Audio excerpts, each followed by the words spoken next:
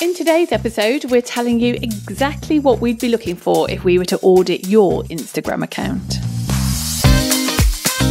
Welcome to JFDI with the Two Lauras, the show where we share ideas and advice to help freelance social media managers to get better results for their clients and make more money for themselves.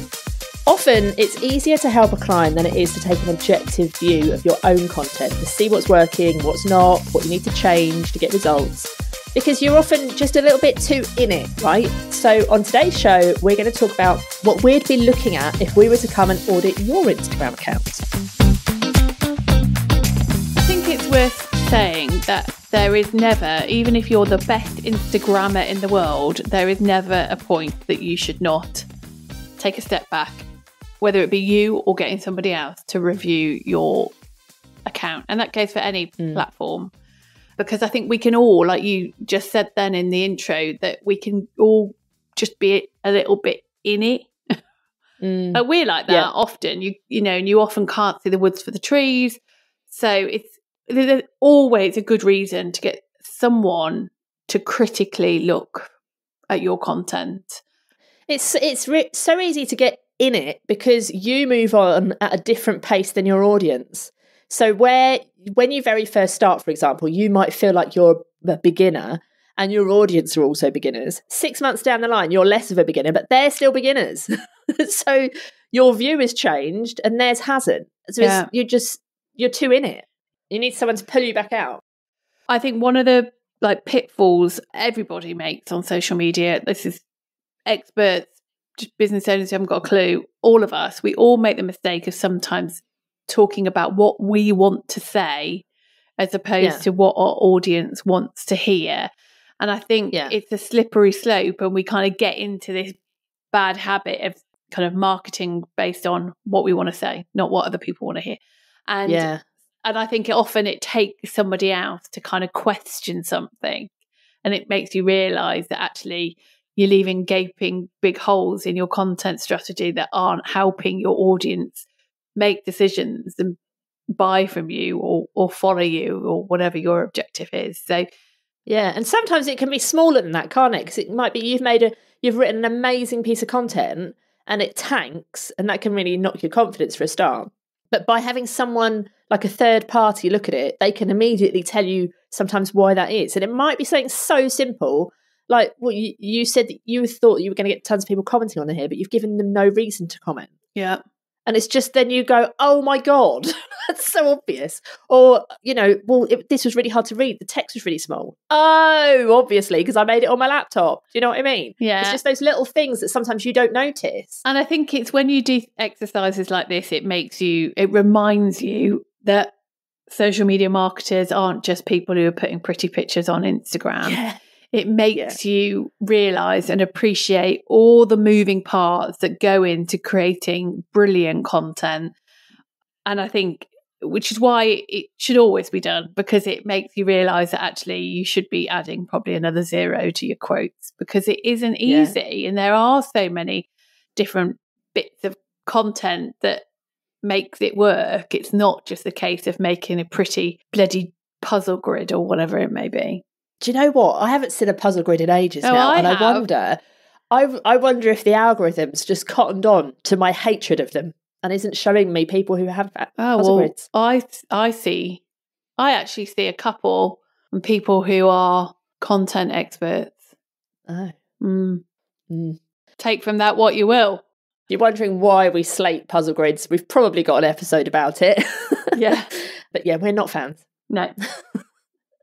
Okay, so we love Instagram. Instagram is our probably one of the core marketing strategies for our business, isn't it? Mm-hmm. It's probably the platform we give the most effort to, possibly alongside Facebook. Second to email, I would say. Yeah, just social, I mean. Okay, yes. But Facebook, obviously, but that's predominantly from a group as opposed to page. Yeah, and ads. Yeah, Instagram, Facebook are probably our thing, but Instagram is where we show up the most. It's where we're hanging around. It's where we're going down rabbit holes. It's why if you send us a connection request on LinkedIn and never get accepted, it's because we haven't opened LinkedIn in months. It's not because we don't want to accept it. It's because we're too busy on Instagram. Yeah, that's pretty accurate. Yeah, so we're always hanging about on Instagram. If you DM us on Instagram, it's us who reply. We don't have a social media manager. We, mainly Laura M, does all the content. But we are there. It is us. We are humans. Speak for yourself. Well, yeah. Yeah. You are quite robotic sometimes in how you approach things. Yeah, so we love Instagram. Well, I've been using Instagram for business literally since it started, I think, pretty much give or take a year or two. You know, back when there were the nice filters and it was just photos. Remember that time? Yeah. Those were the days. I know. How simple was it then? Couldn't even do a carousel. No, it was just one picture. Yeah. One picture. Nice. And then do you remember at the beginning, we're totally going on a tangent now, but do you remember then there was that Whiteogram app that everyone that came out so that everyone then could have a white border on their pictures, because that was like the height of style back then. Yeah. Oh, honestly, I loved Instagram back then because it was so simple. Like, I do struggle with the complexities of Instagram now. I have to really think, right, hang on, what are all the moving parts of Instagram? Anyway, we digress. Yeah, so we love Instagram, and but we can be, if I'm honest, we can be very critical, can't we? Oh, yes, but not just about Instagram. Oh, yeah, no, I mean of people's content. Yes, of generally life. Well, yeah. It's the Enneagram 8 judgy us. No, we're not judgy, are we? It's all said with love. Oh God, she goes. No, like I think that often, lots of social media managers want to position them. Constructive criticism. Okay, that's what we give. Yeah, whatever. Yeah. You wrap it up however you like, Laura. I will. I'm going to put a nice bow on it. But I think lots of social media managers do use Instagram. Obviously not all, and that's absolutely fine. And if you're listening to this thinking, well, I don't want to use Instagram, that's fine. Like, we're not here saying that every social media manager has to use Instagram. Actually, far from it. And there are plenty of social media managers who are probably best not to be using Instagram. But I digress. The point is, we see a lot of our audience on there, and they'll come to us and they'll say, I'm really struggling, I can't get a client, or I can't get this, or I've tried to launch this and it's not working. And I pretty much guarantee Laura and I could go and look at someone's Instagram and within 5 minutes be able to give you so much kind of scope as to how you can tweak and change things for the better. Yeah. So, yeah, that's why we would love to audit a few Instagram accounts. Yeah. So the first thing we would do is, if we were going to audit your Instagram account, is we would ask you, what is your objective?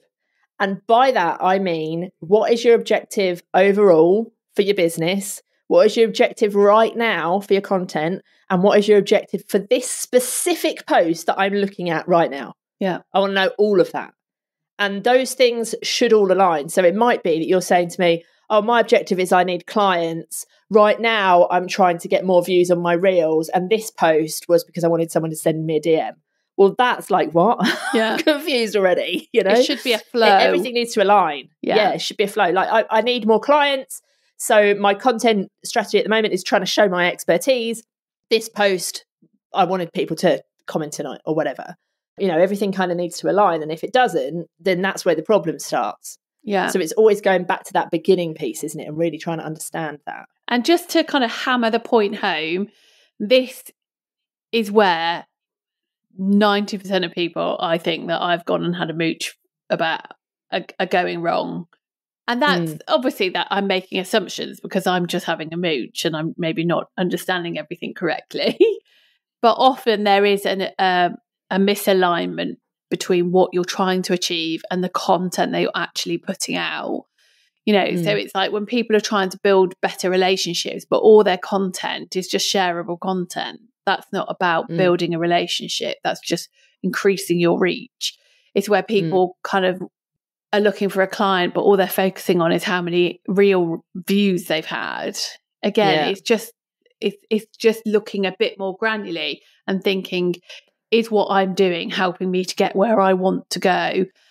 And that's where we see gaps all the time.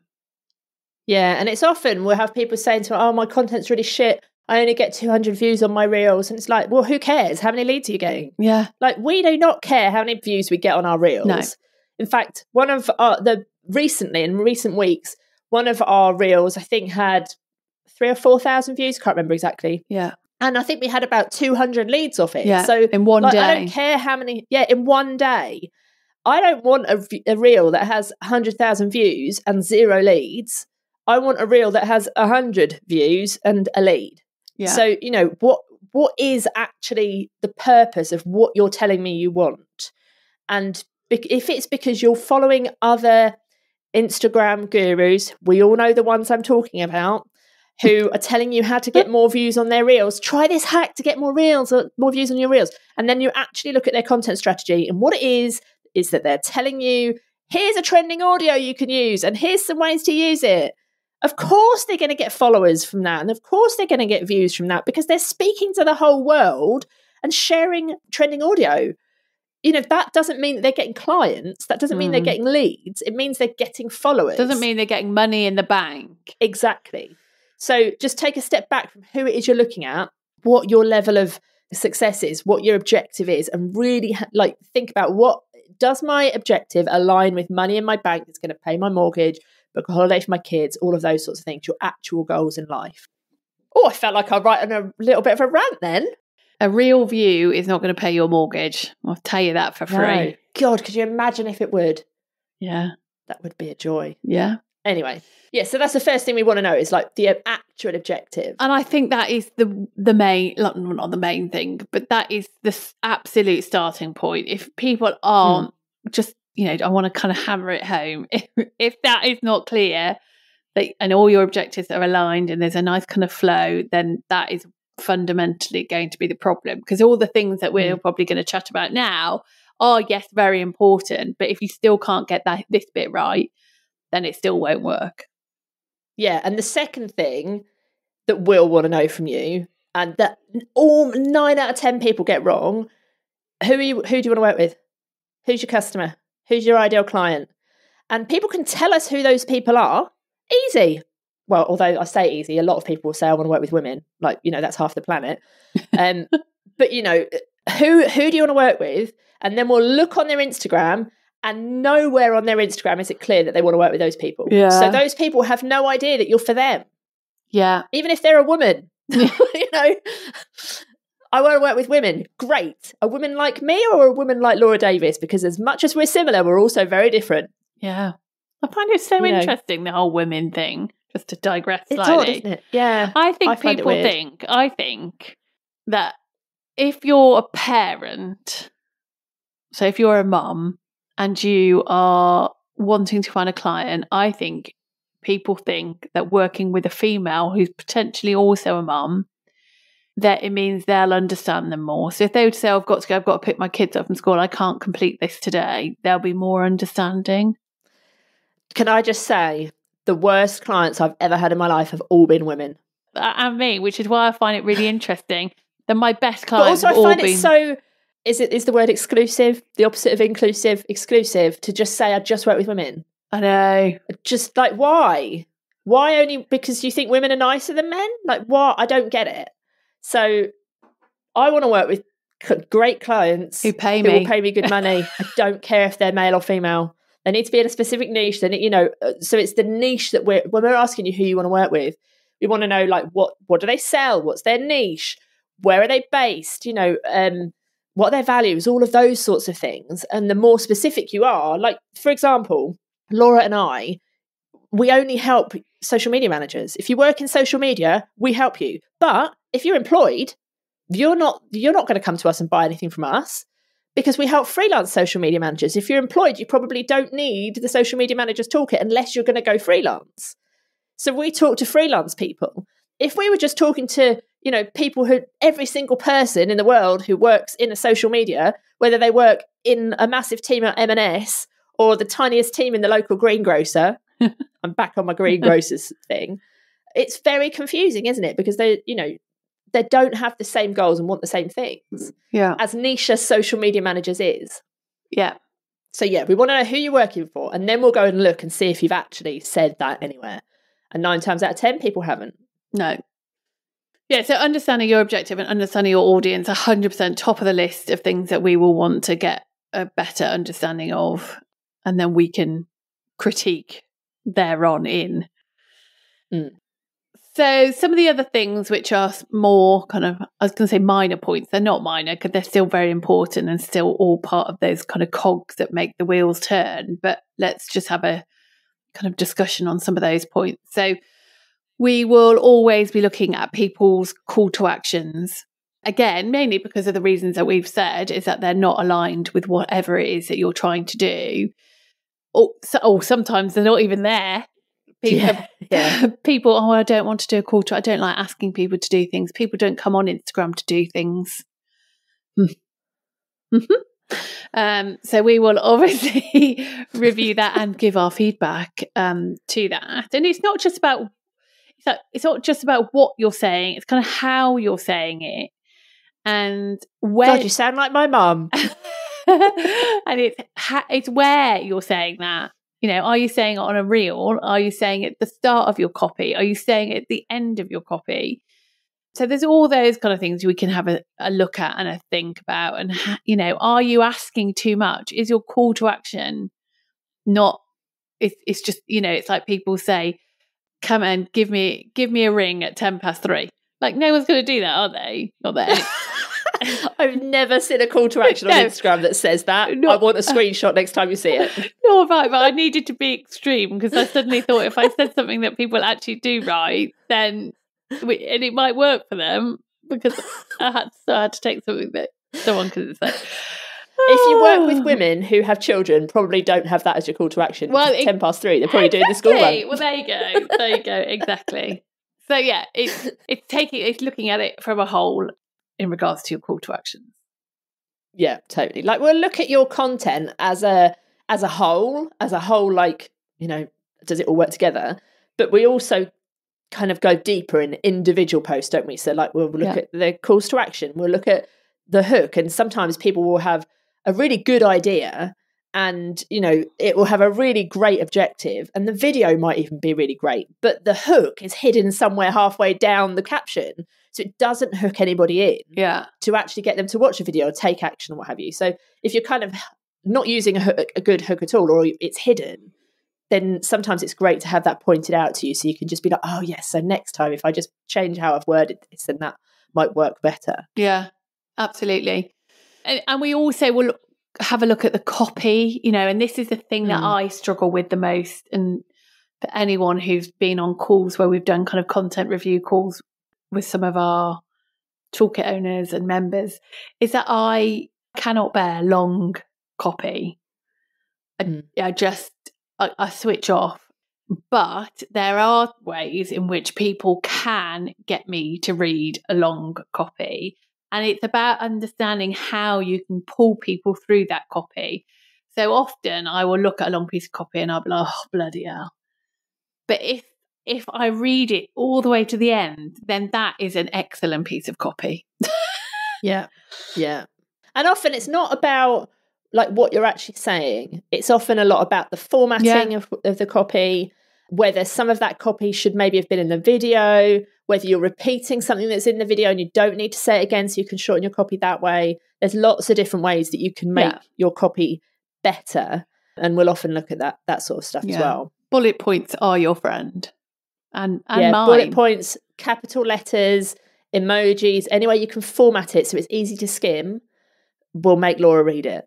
Yeah. Line gaps. Big line gaps. I am of the generation now where I have to look at Instagram normally through one eye so I can focus a bit better. Probably just need to go and get my eyes tested. But so yeah, if you can make it skimmable and easy to read when I've literally got 30 seconds, then. Yeah. And I think always just ask yourself, have I already said this? Like, especially if it's a reel or a video, have I already said this? Do I need to say this again? And if you have already said it, and you do need to say it again, say it in a different way. Yeah. Because some people will hear it in one way from a video, other people will take it in a different way and it will hit harder in a different way when they read it if it's written differently. And this is why it annoys me so much where there's quite a few accounts out there that will have like a saying or a quote or a story on a graphic and the caption says exactly the same thing. And I'm like, well, I've just read that. Why have I got to read this again? Yeah. You know, say it differently. Yeah. Agree. Okay, and then we'll also we will look at the aesthetics of your Instagram. Now, as we've already touched on, we are not here for the perfectly curated Instagram grid or, heaven forbid, just look at our Instagram grid if you want proof of that. or puzzle grids. Like, with all due respect, very rarely does anyone actually look at your whole Instagram. Your content needs to work in the Explore feed, in the main feed, in the Reels feed. Way. All of those are way more important than actually how your grid looks. And I think also on a puzzle grid, sometimes if I was to open Instagram and I would see a puzzle grid, like Aldi, for example, I don't know if they still do it, but they used to have a puzzle grid, didn't they? And because it's a puzzle grid and I can look at it all as one whole, I would never click to open one of them, because what's the point? I've just seen the whole big picture. Yeah. So you've just lost me from looking at the deeper part of your content. Yeah. And I've seen way too many posts where you've suddenly got people's toes on and the rest of their foot is on another picture. It's weird. You're not a toe girl, no? No, definitely not a toe girl. So, yeah, but that's, anyway, there's probably, as we've said, there's probably a whole podcast on puzzle grids already, so let's not get kind of railroaded with that. But what I mean by this is that we're not sitting there going, oh, it's really pretty, oh, it looks really nice, because actually I couldn't give a shit about that. What we're looking about is, and Laura's touched on this already, is it readable? Do the colours work? Are the contrasts between colours working? Does it all to help your content stand out in the feed on Explore? Because often it's little things, like Laura said earlier, is that you can't actually read what it says on the post, on your graphic, or because sometimes with all due respect, the shittest looking content can actually work because it stands out. So it's we're not looking at how perfect something is. Far from it. When we're looking at whether it works as a piece of content aesthetically. That makes sense. Yeah, definitely. And like, we will look overall at somebody's grid, but we will spend more time looking at individual pieces of content, won't we? Yeah. Because that's that's what people see. Yeah. They see those individually.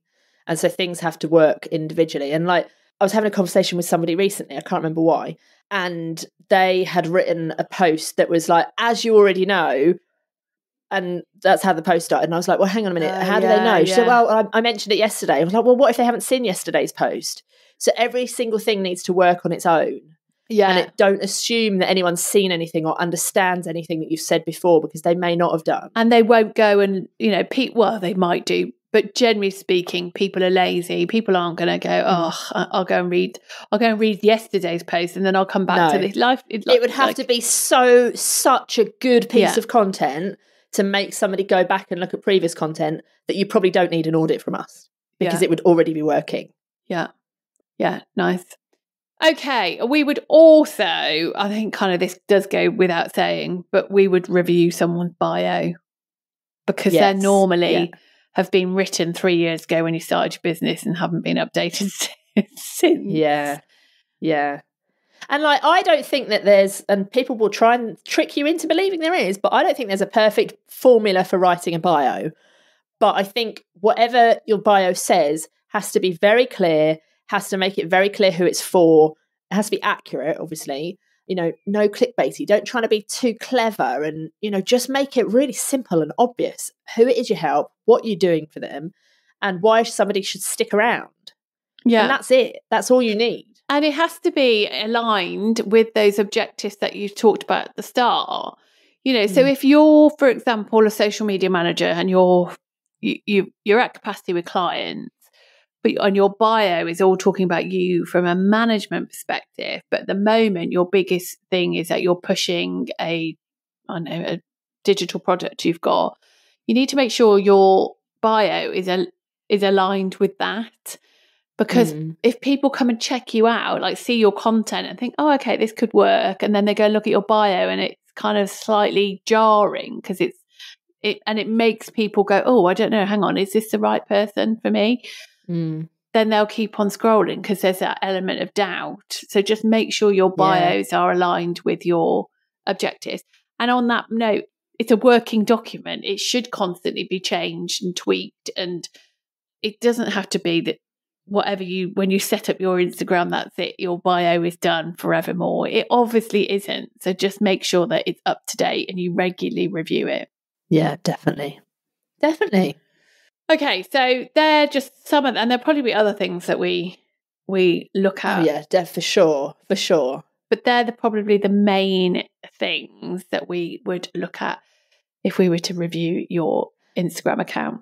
And obviously we're talking about this as auditing or reviewing somebody's Instagram account from the front end, not having access to analytics, none of that stuff, just everything from the front end, which is a really good way to offer a service, by the way, if you're selling in audits. You know, if you've just got a view from the front end, your view isn't skewed so much, because yes, you can see those vanity metrics, but you can be a little bit more objective sometimes by the person just telling you what they expected, telling you what actually happened, rather than you looking at all of the data and, especially in my case, getting overwhelmed with it. I think there's a time and a place for a more in-depth data-driven audit and like a front-end audit. So there you go. That's how we would audit an Instagram account. If we were to come and look at your Instagram content, that's what we would do. I hope that has been useful.